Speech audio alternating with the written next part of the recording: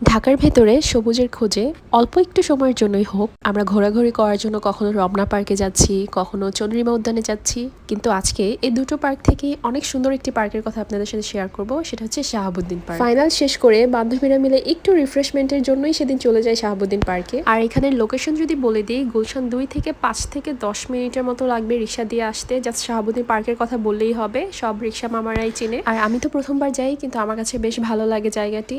খুব বেশি বড় জায়গা না হলেও খুব সুন্দর করে অর্গানাইজ করা আছে। পার্কটির ভেতরে বুকওয়ার্ম নামের একটি লাইব্রেরি আছে, যেখান থেকে বুক লাভার্সরা বই পড়তেও পারবে, প্লাস হচ্ছে বই নিতেও পারবে। এছাড়াও পার্কটিতে আরো বেশ কিছু সুবিধা রয়েছিল, যেমন একটা বাস্কেটবল ফিল্ড ছিল, যেখানে হচ্ছে অনেকেই বাস্কেটবল খেলছিল। এছাড়াও পেইন্টিং করারও কিছু জায়গা দেখেছি। যদিও আমরা ফ্রেন্ডরা মিলে এই লেকটির আশেপাশেই হচ্ছে সময় কাটিয়ে দিই। খুব সুন্দর সুন্দর ছবি ক্লিক করছিলাম, প্লাস কোয়ালিটি টাইম স্পেন্ড করছিলাম। সব মিলিয়ে এই হ্যাকটিক এক্সামের পর খুব সুন্দর একটি রিফ্রেশমেন্ট হয়ে যায় আমাদের জন্য।